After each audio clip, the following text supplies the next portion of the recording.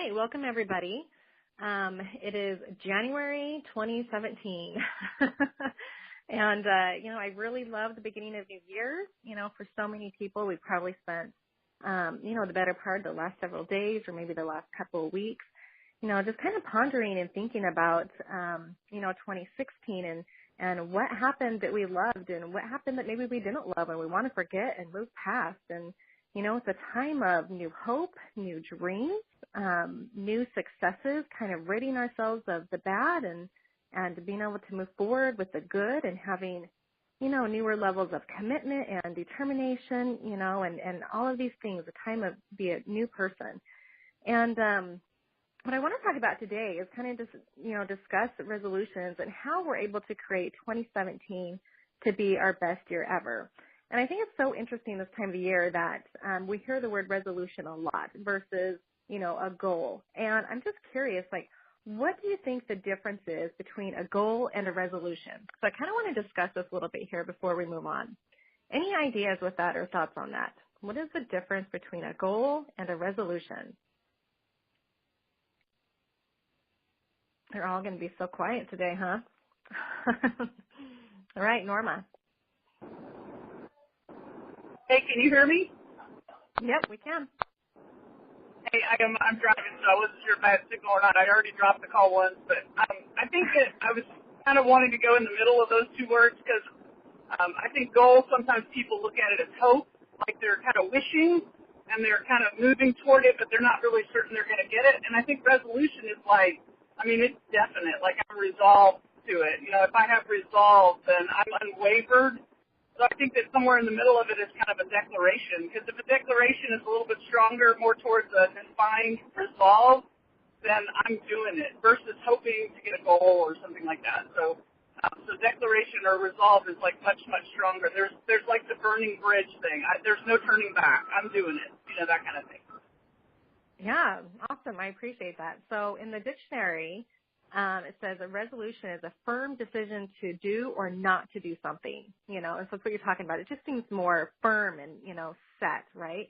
Whereas the definition of a goal is the objective of a person's ambition or effort or something they aim to desire. So I think you did a great job on kind of explaining the difference on that.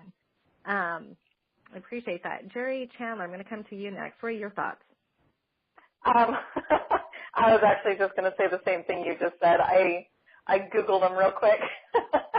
Yeah, so awesome. I was looking at the definition, and basically just what you just said is that, for a goal is you're making steps towards something. You're kind of plotting out your course, and you're making a goal to accomplish or change something in your life, where a resolution is a firm decision. It is an absolute. Mm-hmm. You are going to either start doing something or you're going to stop doing something. And it's interesting to me because I find that goals tend to be more productive than resolutions. But in definition, resolutions should be more productive than goals. Right. Yeah, it's true. So Jerry, does one of them make you feel different? When you say I'm going to set a resolution or I'm going to set a goal, what is the emotion behind that for you? Okay, so my husband has actually kind of changed my way of thinking on this. He absolutely detests New Year's resolutions. He feels like if there's something that needs to be changed, there's no reason to wait for January 1 to do so. And so so he's kind of anti-New Year's resolutions. And I've, in my experience in doTERRA, I've actually warmed up to his way of thinking where, if you feel a need to make a change in your life, be it, stop doing something or start doing something or moving forward, there's no point in waiting for a date to make that happen. And so often my resolutions come more in the form of an affirmation, something that I decide needs to be changed at any point throughout the year, and I affirm to myself, and hopefully with someone that I can get some accountability from. But I'm I'm going to make that declaration to myself at any point in the year. And so I find it encouraging. I find hope in it. I find it motivating. And a goal can really do the same thing. I think maybe the difference in a resolution and a goal for me would be that a resolution maybe might be the decision. Once I've made the decision, then I'm going to create a goal that has the steps in what's going to happen to actually make that resolution come to pass. Does that make sense? Mm-hmm. So, Yeah. so they partner. I'm going to make a resolution. I'm going to make a statement. I'm going to make a firm decision that something in my life is going to change. And then from that decision, I'm going to create a goal that has action steps that's going to help that resolution actually happen. Great. I love that. Thank you so much. Any other thoughts on this? What is the difference between a goal and a resolution?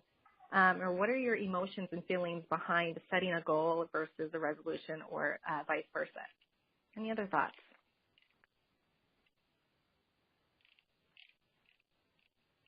If you're muted, you can hit star 5 star, raise your hand, and I will get you unmuted.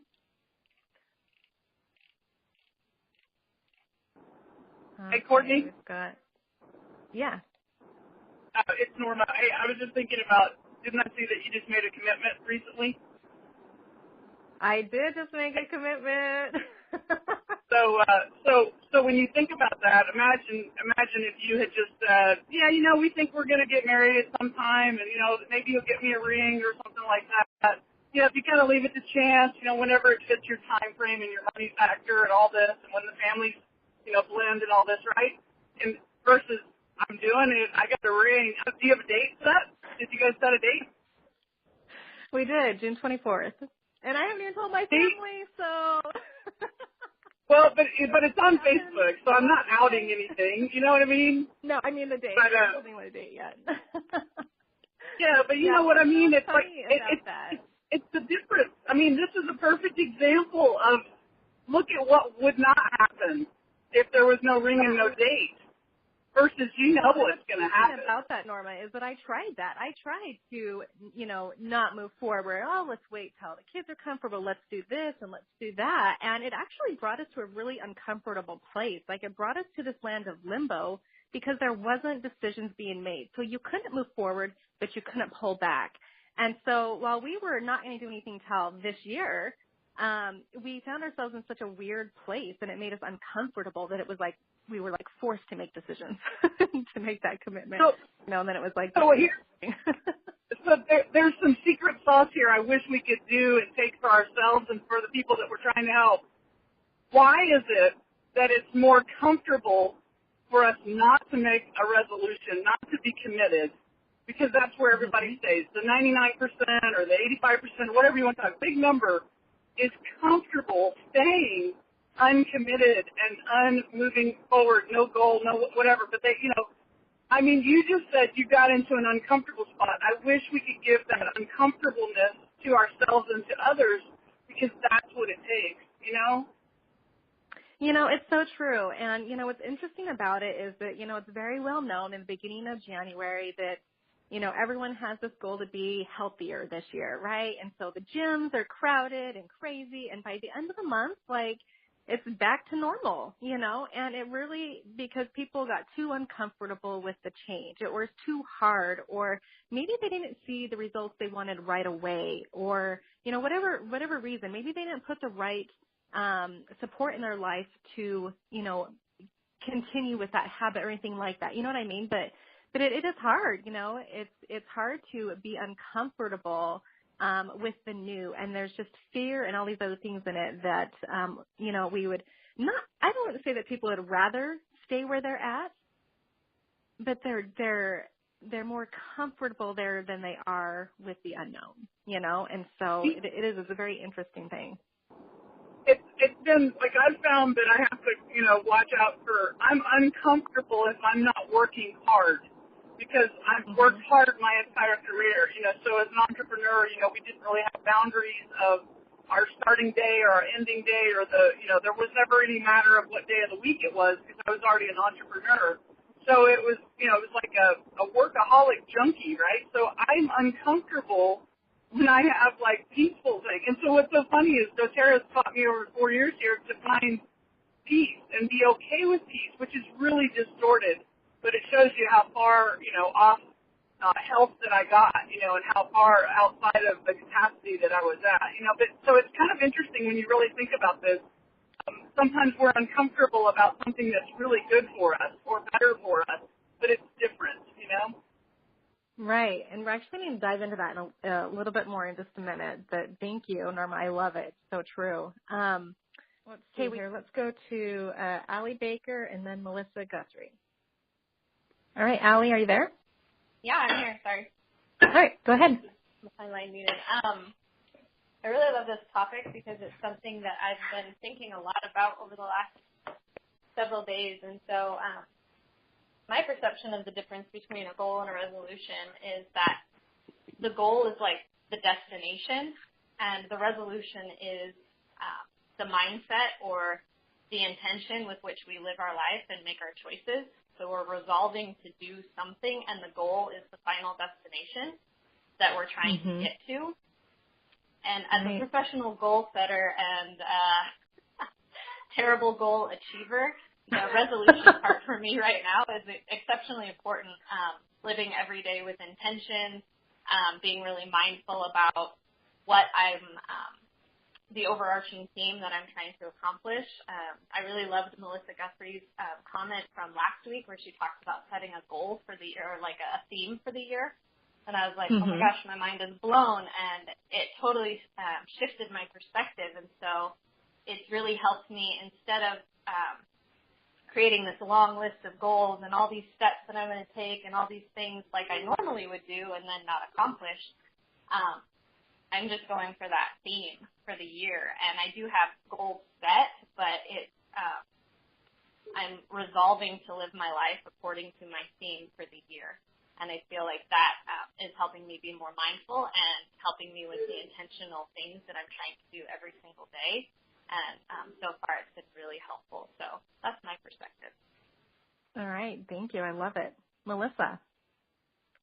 Oh, thank you, Courtney. And thank you, Ellie, for sharing that, because that makes my heart so happy that just that simple little concept of a theme of the year has made such a big difference for you. It definitely has for me as well. And so if there's anyone else who's never done that and created a theme for their year, try it on this year and see what happens. So I love this topic as well, Courtney, and kind of as you and Norma were talking about, what holds people back? Why do so many people stop themselves after they, start to make these strides in the first few weeks of the month? And what just blatantly came into my mind was from our book club call yesterday. We were studying the Success Principles by Jack Canfield. And we just wrapped up the chapter on paying the price and being willing to pay the price of success. And, I think that part of it is that people say they want the outcome, but they are not willing to pay the price of what it's going to take to get there. One, because they may not know what that price is.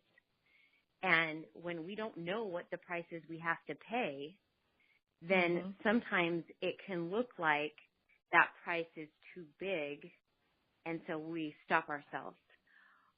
Another thing that I think stops people is what Jack was talking about, where he said that, he likened it to a rocket being, put up into space. And he says when they have a rocket on the launch pad at Cape Canaveral, he says that it takes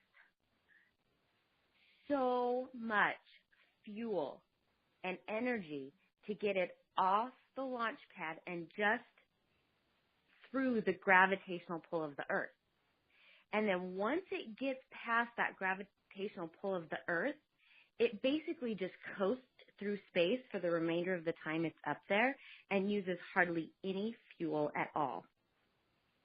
So, or like a fraction of what it used to get off the launch pad. So when we're thinking about making these positive changes and striving for improvements in different areas of our lives or striving for a goal, we've got to remember and understand that it is going to take a ton of our fuel, so to speak, which could be time and energy and effort in the beginning stages.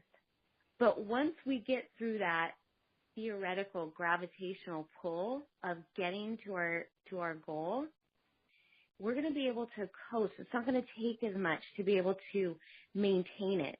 That's something, as I'm coaching people to achieve their ideal body weight, I think a lot of times what stops people in that regard is they think that it's always going to take as much effort to maintain as it did in the beginning to lose all the weight. To get there. And that's not true. It's not true. Right. Once you get to the ideal body weight and you've established these ways of living as a habit, it's actually so easy to maintain. And I know because I've done it. I achieved and maintained my ideal body weight for, at this point, over 22 years. I know it's easier to maintain it than it was to get there. I worked my tail off in the early days of losing all that weight. But it's so easy to maintain. And so it's like that for our goals as well, is once we know the price that has to be paid, if we'll commit to being willing to pay that price and just understand the majority of that work and effort and energy is going to be up front. And then after that, once we've hit that momentum stage, it's going to be a lot easier, and we can kind of coast through, until we set the next big goal, and then we go through that same process again. So, right, hope that. Right, new level, new devil. It's interesting as I'm listening to you and, Jerry and Allie, talk about this. And one of the things, I started looking into this and thinking about it is when people set goals, they're typically, like that desired outcome of maybe it's a financial goal or a health goal or, something a little bit more tangible, right? And what I've realized when it comes down to resolution is that, from what I've seen, most people will set that as more of a personal, individual change, right? The resolution to become happier or healthier. It's not as defined as the goal. You know what I mean? And so when you think about, what is it that you want to experience more of in 2017, most people are going to go to those emotions. My resolution is to have more love or more happiness or more peace, right? And it's this internal individual change. And really what it comes down to, in order to experience anything like that, it comes down to making habits, right? And you brought up, you're creating habits along the way on your weight loss journey to maintain afterwards, right?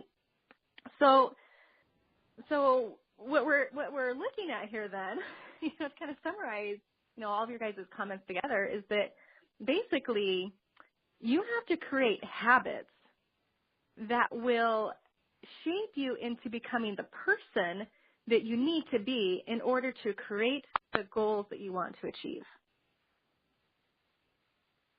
So then what habits is it? What is it that what success habits do we need to create this year in 2017 to experience the resolutions and the goals, to achieve the goals that we want for this year?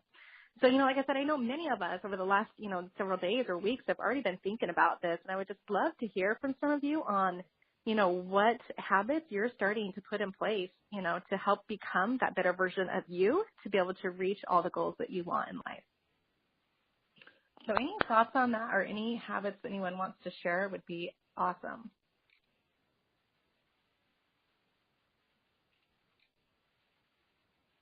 One thing that I've, noticed over the last 5 years in being heavily into the personal development world is that a morning routine and a nightly routine is so critical to who I am, right? And as I started implementing, just that morning routine and the evening routine, I started to become a better version of me. And I, through that morning routine, I will set a time to reflect on the day, what I want it to look like and feel like. I will pray. I will journal. I will set, just a couple, tasks of things I need to do with my business that day.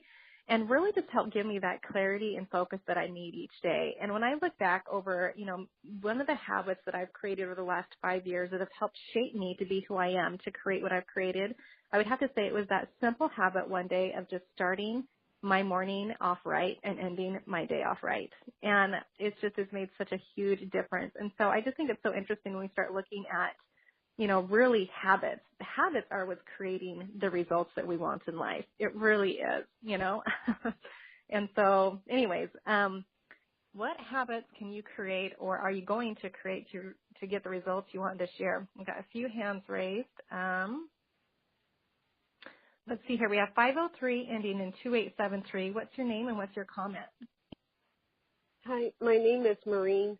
I'm sorry, I have a little bit of a sore throat, but just in listening to this, I glanced down at an email that I just received, and you're talking about the fuel and the rocket going through that gravitational pull. And so in this email it says 2007 is a Daguerre fire year. In order to fulfill our purpose, we need fuel to reach. We need the driving force of fire just the same way a vehicle needs fuel to reach its destination. And it was just so interesting because as you were saying that, I looked down and saw that. And then it says fire has the ability to transform and transmute barricades to being loved and from being truly loving, which, if you look at what you've been saying on here, this can transmute the fire, which is your fuel, right? That drive to get your goals and your resolutions and change those patterns of how you're doing things and even your habits, that transmutes it into what you want. I love that. Thank you so much for sharing that. So is there a habit that you're working on creating right now in your life? Yes. And that is, right now I'm an entrepreneur or solopreneur because I don't have any employees in the healing business. And I use the doTERRA oils. And what I want to do is, because I've been using this in a personal way and then sharing it with people, this is what I want to do, is to get it out there in a bigger, better way and change my habits of not saying things to people, but to be more open to sharing these things with more and more people without any kind of expectation back about that, but embracing when they do. Right. Oh, that's beautiful. Thank you for sharing. And, it's, when you look at that definition again of resolution, it's to do or to stop doing something. So I love that you're like, I'm going to, stop being, holding back, but I'm going to be bold and vocal about this and embrace it. So I love that. Thank you. Yeah, because I think that one of the things for 2017 for me is because I had this thing happen last year, where is Marine, and so I really had to look at where am I, what am I doing, and how can I live in a bigger way. Bigger way being out there more, visible, and knowing it's okay to be visible. That's so beautiful. Beautiful and vulnerable, and I love it. Yeah, exactly. Okay, thank you so much. Thank you. That's what I want to say. Have a great day. All right, Jerry Chandler, you're next. So I've been thinking about it and just listening to you and Melissa talk and then where you've taken it from there. I think for me personally, the thing that's the habit that I have to, or the habits that I have to create to be successful in my resolutions and in my goals is the same thing that if I neglect is ultimately what keeps me from being successful or giving up 3 weeks into January. And that's belief. The habits that are going to create belief. I think that's, you were talking about some of the things that hold people back from being successful, why the gyms are suddenly not busy come the end of January. And I think one of it is a belief that they can reach the goal. You know, they have enough belief to get started, but like you said, if they don't see the results that they were hoping for right away, or like Melissa said, if they, you know, they didn't realize what all would be involved in that, then really that comes down to believing that it's worth it, believing that they're capable, and the habits that I'm focused on right now are a lot like your morning routine, but more specifically, you know, focusing on my vision board every day and doing my affirmations in the mirror with a smile on my face, and having that personal time to study, making sure that I'm reading good quality books that even if it's only for 10 minutes to keep me on track and inspire me. But it's those little things that are going to increase my belief in myself, in my team, in the business, in the opportunity. And I feel like it's the same thing that could make or break me. So if I neglect to increase belief, I'm going to be one of the few one of the many with a gym membership not going at the end of January. But if I focus on that belief and I make that a part of my daily regimen and I make that habit stick, that's going to be the difference in whether or not I reach that goal that I set in the first place. Right. I love that. I mean, and we look at this, you know, and it's, you know, in 2016, you either reached your goals with doTERRA or you didn't, right? And you feel all of the mixed emotions that come with that. You know, I mean, everyone does. I do, for crying out loud. You know what I mean? And if I were to sit here and, you know, nitpick and go, okay, well, why didn't I reach my goal of Blue Diamond yet? You know what I mean? It all came down to I didn't have the right habits in place. It literally came down to that. I have a belief, right, but I wasn't doing other habits, right? So you can have habits in place that are going to help you as an individual grow and become more than you were the year before.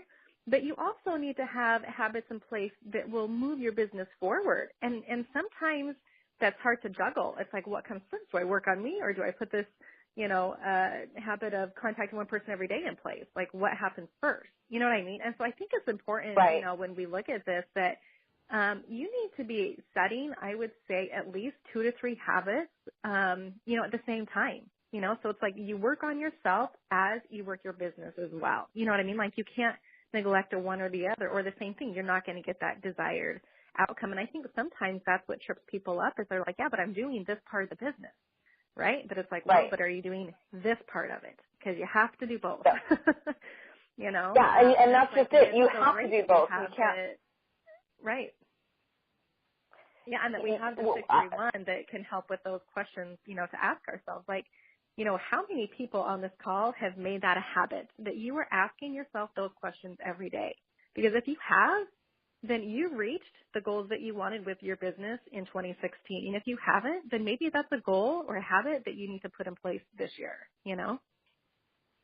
Right. Right. But I think you're right in the sense that they go hand in hand. You can do the 631. Well, I don't know about that, because I feel like without the belief, I believe moves you to action. So if you skip the belief part, you're not going to move to action.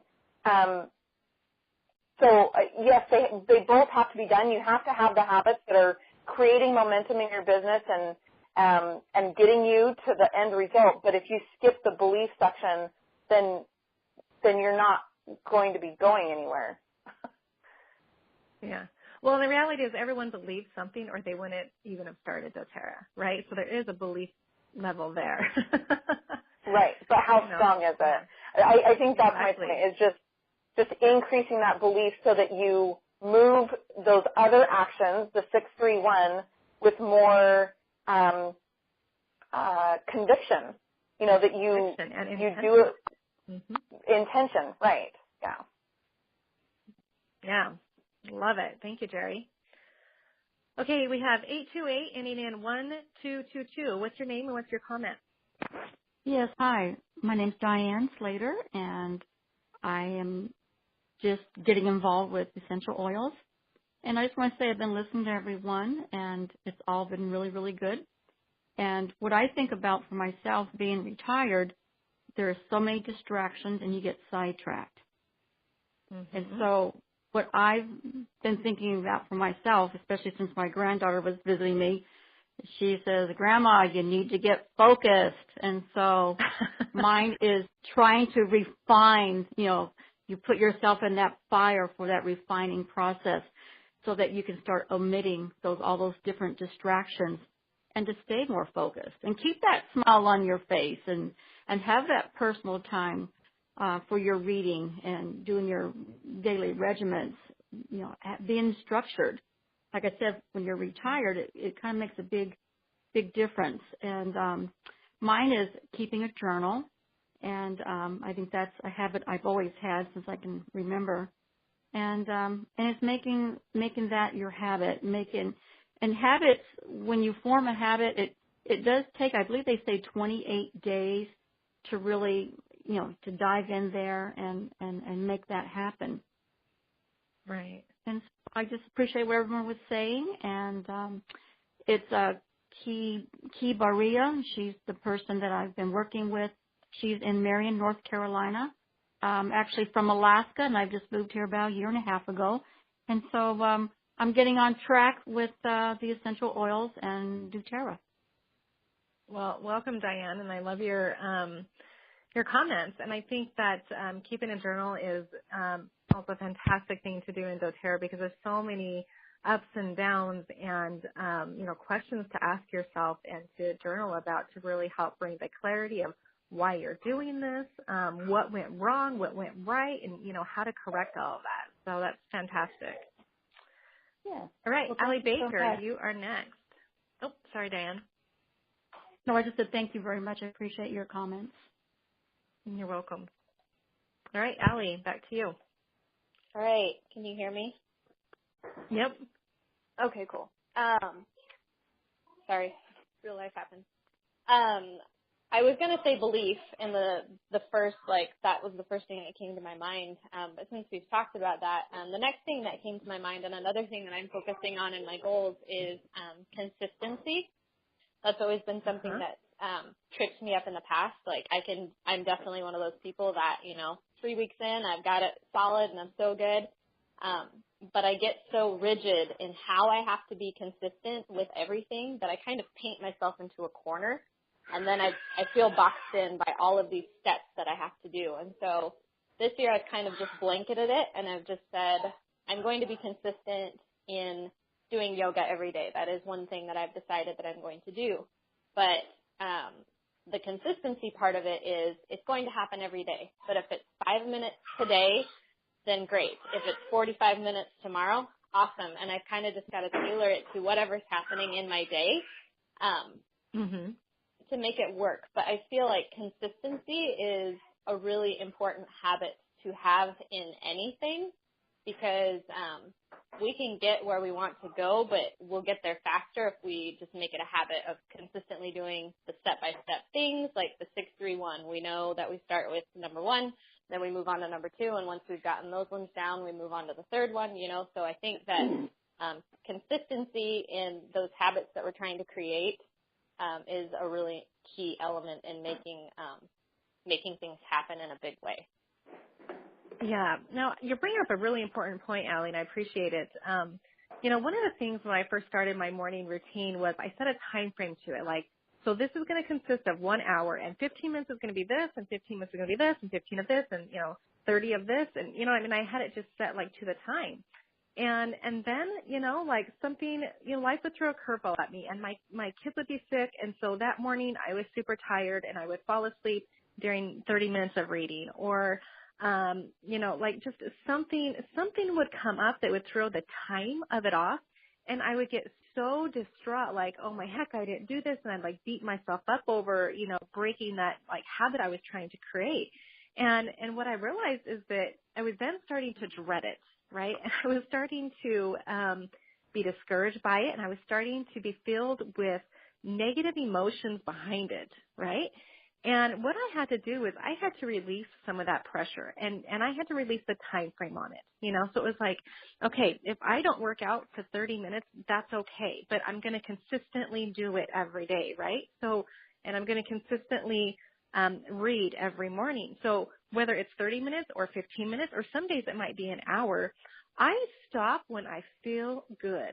So instead of this place of watching the time, I do it until I'm ready to move on with the next thing, right? And so my morning routine is not longer, like you hear people talk about the hour of power or whatever. It doesn't have a time frame for me anymore, because I've realized I've had more peace and I can focus on it better if I have the right emotions behind it, and I just do it until I feel good and I'm ready to move on. And that might be 5 minutes, 20 minutes, 30 minutes, and every day is going to be a little different. But that has really allowed me some of that freedom to be consistent in setting those habits and doing it with, positive vibes. So I don't know about anyone else on the call if you tried to do something and kind of, spiral backwards like, it did for me when it just became like, this thing like, oh, when am I going to fit this hour in or anything like that. But I would just, kind of evaluate that and maybe give yourself permission to release some of that pressure and take the time frame off, but just make sure that it gets done, and I did that in the beginning too. It's like, okay, well, I'm going to spend 2 hours, making phone calls and calling people about doTERRA, right? But then it'd be 2 hours of like, maybe it was frustrating because no one was home and I wasn't talking to anybody, whereas, hey, when I connected with this many people, I felt good, so it was time to move on to the next item. You know what I mean? So I would just say pay attention to your feelings when you are starting any of these habits, because if you start to have some of those negative ones, it makes it a lot easier to want to pull back and break that chain that you're starting to create. So I appreciate you bringing that up. Okay, Virginia Hume, you're next. Well, thank you. Just listening to everybody, you're answering the question I had in my mind. So how do I do this more efficiently? And the fact that you need habits that increase your belief and you need habits that move your business forward help me see, okay, I did it now. Because I understand the 631, but like you, Courtney, I wanted a certain amount of time to don't interrupt me, and life doesn't happen that way. And I've had to work with ebb and flow and still feel like, okay, I'm doing it. And the ebb and flow is different every day. Just as much as I'd like it to be just this way, it doesn't work that way. And to not feel sad that I'm not working hard, or I'm not giving my best, or whatever other thought comes popping in my head is that, wait a second, okay, these are the goals. This is what comes first in life, and I've made that commitment, and I keep doing that. And to know when not to do so much ironing. If I do just 2 shirts instead of all the shirts for my sweetheart, that's okay. And I know a lot of you don't iron anymore, but I do. So and the idea of figuring out the habits you need so you can reach the goal your next goal. And and by having those personal habits you've improved, so you see how to lift your leaders so they can improve. I find it extremely fascinating.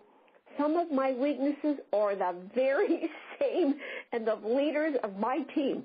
I can't believe it. Every single one of them. Absolutely. Oh my goodness, they all have the same journey. And you can't up the lessons in life that each of us need to learn.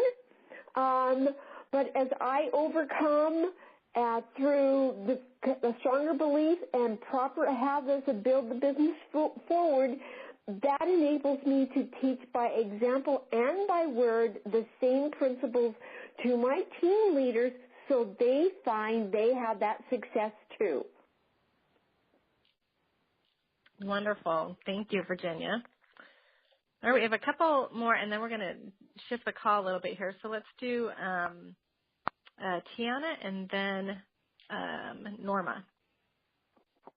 Awesome. Thank you so much. Can you hear me? Yep. All right, sweet. So as you were talking, Courtney, about that time limit and achieving goals through that consistency. I used to do that to myself as well, and I experienced the exact same result. And so I actually learned a lesson by painting my porch. And I wanted to share that because doing something that was completely unrelated to my business, but that brought me a sense of accomplishment, taught me that even if I only spend 15 minutes a day painting my porch, well, darn it, that thing is going to get done. It took me 2 years. But I did it. And I have been able to take the lessons that I learned from shifting my focus when I would get so frustrated with not accomplishing my goals that I had set for myself in doTERRA, that I still was able to do something. And then now I can take those lessons that I learned from completing my porch, and now I absolutely love it. And my husband, if I'm disappeared, I'm probably on my porch. Because it's just a joyous, I can sit there and feel relaxed, and it's beautiful, and I love it, and I can think. And so now this year, my goals are already feeling much more attainable because I know I can stay consistent in something. Yeah, I mean, it really is so different just being able to be consistent in that. It takes off so much pressure, right? I remember at a time that I had all these follow-ups to do, and I was like, oh my heck, I've got to do all this stuff. And it was so overwhelming to me, that it was on my mind all day long, and I was just like, oh, this is going to take so long, and I've got to wait till my kids are going to be settled down so I can do this, and I've got to be in front of my computer in case they ask me something I don't know, and I got to do this. I mean, I worked this thing up to be such a big deal, and it just weighed on me, probably like your porch, this is going to take forever, and I got to do this, right? And we just make it bigger than what it is, when really if we would just sharpen that saw, so to speak, every day and just do a little bit, it works. And I found to be that true in the hour. So I got to the point that was okay, I've got 15 people I have to call. I'm going to call 2 every hour, and then it's done. You know what I mean? And so just really taking those baby steps, is a big deal. Just break it down and do a little bit and be consistent in that. And over time, you will get there. Just like it took you 2 years, you will get there. All right, Norma. So the comment on belief made me raise my hand again. I think we get results based on our belief.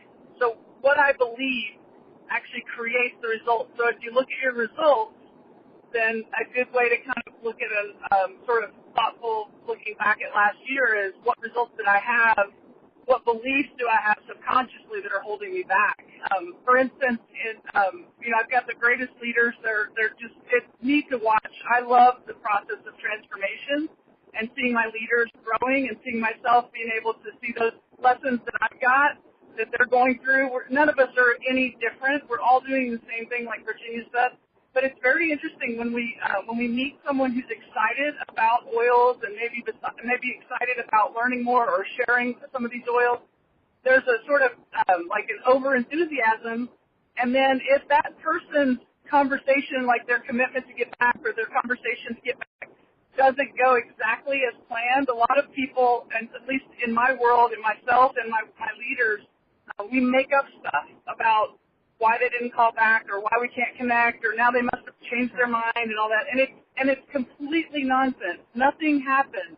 They're still excited and their world has come down on them. But if we believe that we really don't have value or that they don't like us or I've been on the mastermind call sometimes and I don't get called on, so then I make up stories, Courtney, that you don't like me or whatever.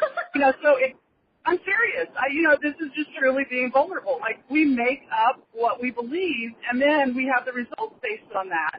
It's just very, very interesting. We have to be very careful because we really can't believe anything that we say or anyone else says. We have to look to what are the actions showing us, and then they're revealing sometimes those little gremlins that hold us back. And yes, being consistent with positive things, you have to do so many more positive things because we have so many more negative things going on inside of us. So there's a Harv-Eker formula, and maybe someone knows it from T. Harv-Eker, his money mastermind stuff. There's a formula about looking at your results and looking at the emotion that you have on it and things like that I'll try to find, but I just couldn't remember it as I was driving down the road here. But I do love that the speed limit went up to 80 when I just started on this call, so I'm ready for 2017 to have a speed limit of 80, which is awesome, so you can go really fast. Oh, thanks, Norma.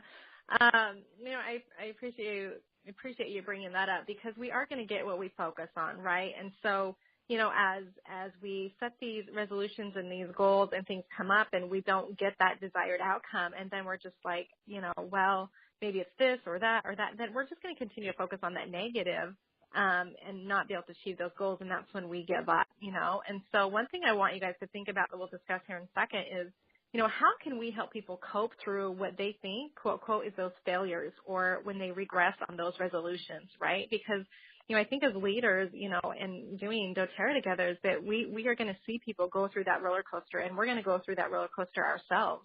So how can we help people cope through that? And how can we help them, when they're looking at this as a failure, and they didn't obtain something when they wanted or whatever, to see the good in that and to see the seed that was planted. So you guys think about that. Bernie Marquez, you had your hand raised before I proposed that question, so I'll let you go ahead and say what you're going to say, and then also answer that question too. Perfect. Can you hear me? Yep. Awesome. Well, it's been a great call. I really enjoyed hearing the different perspectives when it comes to goal setting and resolutions. One of the things that has come to my mind a few times, the topic of food was brought up, and it brought back a memory about a month ago or so. I eat fast naturally. I mean, ever since I was a kid, I eat fast. I enjoy food, and the thought came to me was enjoy your food. I was like, what? And the thought came to me is just enjoy your food. And so I was like, okay, fine. I'm going to slow down. I'm going to enjoy my food. And then I was just kind of thinking about that. And really what it came to, for me anyway, was just to enjoy the process, enjoy the journey. And knowing that if you can enjoy it, and really to answer, that part of the answer to your question you posed, are we really going to have failures? And the only time it's going to be a failure is if we don't learn from the situation. And if we continue to do it, then obviously that's a failure. But if we can enjoy the process, enjoy the journey, be able to just set our goals, have our commitments, that's been brought up as well, is just to stay consistent, and that really we will achieve our goals.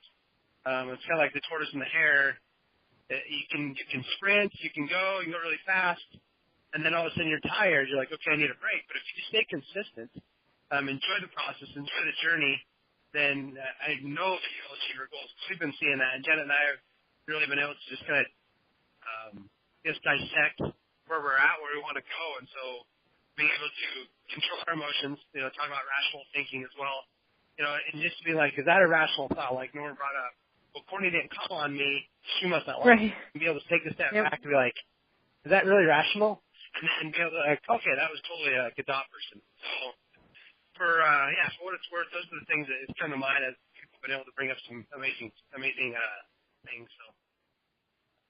Thank you. I appreciate that. Any other comments on how you can help people cope when they are faced with what they're feeling is failure? One thing while you guys are thinking about that, again, hit star 5-star, raise your hand. I heard it said just last week. I've never heard this quote before, but they said it was by Tony Robbins, and he said, every time you gain something, you're going to lose something. And every time you lose something, you gain something. And I've never heard it said quite like that, and he continued to talk about, but you get to choose a lot of that, right? And he was talking about goal setting and resolutions and stuff. And I got thinking about it. I'm like, yeah, just even for weight loss, right? You're going to either, you're going to lose weight. You're going to lose a pound, right? But what are you going to gain in it? Well, you're going to gain muscle. You're going to gain confidence, right? And I think sometimes that we are so focused on what we're losing that we forget to look at what we're gaining, especially when we feel in those moments of failure, And so, again, just how do you help people cope through that and help them see that failure is really not a failure but a success, and that they're gaining in the process. All right, Angie, I'm coming to you. All right, you should be unmuted. Hey, can you hear me? Yep. Okay, so your question about how do you help people through their feelings of failure is interesting, and it made me, first of all, think of a quote that, the Goddards, they sent out these awesome packages, right, to, I think it was Golds and Above on their team. And these little posters they sent out are awesome, and I was looking through them and trying to decide which ones to put up. And the one that struck me the most is the one that says, leadership is communicating to people their worth and potential so clearly that they are inspired to see it in themselves, which is by Stephen Covey, right? And so I feel like when you do have people on your team that are feeling down on themselves or like they failed at something that they've been wanting to do, it really is your role. And of course you're going to mastermind with them on what things they can change, ways they can improve, how they can get it again, another time, but really to inspire them to see what you see in them. And oftentimes when I'm going through a conversation like that with one of my leaders, I feel like the thing that comes to my mind is, well, I know you were trying to hit elite and you didn't quite get it. But guess what? You're not doing this to be an elite. That's actually not your goal. It was your goal this month, but you want to be a diamond. So what did you learn through this process, and what's the larger thing that you're going through that's actually teaching you how to be a diamond in doTERRA, not an elite? And so that's what I try to do, is try to change I kind of zoom out a little bit and see the bigger picture and say, well, the reason why that was really hard for you, or the reason why you did that is because you're thinking like a diamond and you knew that that person wasn't ready to enroll and that your relationship with them was more important than that enrollment this month. And so you're doing the right thing. Things like that. It's just to change the perspective and help them to see that they are really, truly going to be a fantastic leader as they go through these hardships and these seemingly failures. Yeah, and this kind of like in circles and goes back to where we were in the beginning too, that, in the beginning I had some levels of belief, right? That I believed in doTERRA, but I didn't necessarily believe in myself, but I believed in doTERRA, but I believed in Seth, and he believed in me. And so in those moments when I felt like a failure and I felt like, oh my gosh, can I do this? Like, he was there just like what you're talking about, Angie. He was there to lift me up and to believe in me when I didn't have that, and I think it's very critical as leaders that we,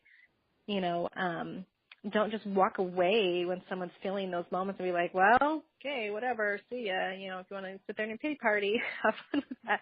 But like really help them see the good and the changes that are going to come from that. Thank you. All right, Holly, you're next. Thanks, Courtney. I love what Angie said, and to add to that, two things that I've learned. The first is to help them view it through the lens of gratitude. And I know Seth has mentioned this, but it's been really powerful for me just to say, okay, I am grateful that this happened, whatever it is, because, and then just start journaling about it. And that really changes, because when you're in failure mode or you're looking at things like you haven't succeeded, you're not propelling yourself in any positive direction to get going. You're just in this negative mindset, nothing is working, that type of thing. And so you've got to shift the energy first to be able to get moving. And the fastest way that I've seen to do that is through gratitude. And then the second thought I had, such a quick, easy thing that, anyone can start doing. You know what I mean? Like, I'm grateful for this because, and start journaling about that. So I love that. Such a great tip. Yeah. The other thought I had was that the Goddards brought up in their training just recently is wins and victories, to list off all of your wins and victories. And they were presenting it from the previous year. So let's say somebody hasn't reached the rank that they were looking for. Well, let's celebrate everything that you did in 2016, because again, if you're in that mindset of a failure, I can't do this, then you're not in the win mode. And so helping yourself or someone else see, look at all that you accomplished in 2016. Look, And it can be from anything. And it just, it raises your energy levels. It brings happiness. It brings gratitude, appreciation, all the stuff that's going to move you towards, okay, I want to achieve this, or setting the next goal and things like that. Right. Well, it doesn't. It raises your energy so much, and I appreciate you saying that, because that was one thing I thought about too, is that, we need to celebrate the wins and the successes. And, I got to a point where I started celebrating like the rank advancement, but I wasn't celebrating all of the amazing, wins and successes in between, like, a new builder or a new enrollment. I mean, in the beginning, you're like, whoa, I got one. And then, 5 years down the road, it's just like, it's not the same feeling when you enroll someone 5 years later. But yet that is still a win, and I should still be celebrating that. You know what I mean? And so I think sometimes along the way that we forget to stop and celebrate all of those wins, because it is a win every single time, and to not lose sight of that. So I love that you brought that up. And as I've embraced that and learned to celebrate, all of the wins in between, rank advancements and everything like that, and a win of helping a leader overcome a block they had, or a win of overcoming my own block, or whatever that is, like, it just raises my energy and those around me so much, and it just makes you, go back to that state of being grateful, because you recognize what just happened, So I love that, and obviously you'll be more productive that way. Norma, was your hand raised from last time, or was there another comment? No, I had a comment about diamonds, because we were talking about like the difference of elite and diamonds. When you think about diamond, everyone knows it takes pressure to make a physical diamond, right, on the coal. And that pressure is sometimes, like we talked about, uncomfortable. So as we were talking about, sometimes we run away from uncomfort, sometimes we commit because we're uncomfortable. I think it's kind of a good way to kind of wrap it around. But look at this, like, picture the word diamond. So think about each of the D's on either end is divine destiny, okay? So that each of the D's stands for divine destiny. And inside the middle of it is I am on. So what I do as a leader, and what I'm trying to do for myself, and what I'm achieving for myself, is to turn on who I am, to be whole and complete, because there's nothing missing. No one has anything they need to gain or has anything they need to lose. We're totally complete. But the problem is we've lied to ourselves. We've gotten off course. We've listened to others. We've listened to the negativity in us. So if you think about This Little Light of Mine, that wonderful children's song, I'm going to let it shine. So if we look at divine destiny, which is the bookends of diamonds, and inside of diamond and all the ranks that come, the blue diamond, the presidential diamond, all of those that are up at the upper level, every one of those people, every one of you has already embraced your uniqueness, and you're expressing yourself in a spiritual, emotional, and physical sense. So I think that one of the things I was taking away from this call is that the more that I can let my light shine, to be I am on inside my divine destiny, I believe that I will achieve all the ranks of diamonds that will come above. And it's really about making that a resolution to do that, to just stop hiding and to not be invisible anymore. So that was kind of how it all came around. Great call. I appreciate you leading it. Thank you, Norma. There are several of you that still have your hands raised. I'm so sorry that we're out of time and didn't get a chance to get a hold of you today and listen to your comments. But I want to just wrap this up and just offer a little piece of action steps or advice to move forward. I want you just to think about, who you want to become in 2017. We focus so much on rank and these other things, with doTERRA, but I want you to focus on who you want to become and make that your resolution. And in doing that and knowing what you want to look like and feel like, you will put into place the goals and create habits to be able to achieve all of that, right? And so look inward and then outward and be able to do that. And one thing we haven't brought up on the call today is accountability. And when we look at, all of this, I'd say accountability is one of the key factors also. So, get an accountability partner in place and then set about 3 different habits that you can start creating for your personal growth right now to become who you want to become in 2017 and make this your best year ever. Thank you, everyone, for participating on the call, and I wish each of you a very happy and successful week. We'll talk to all of you next week. Thanks, everyone.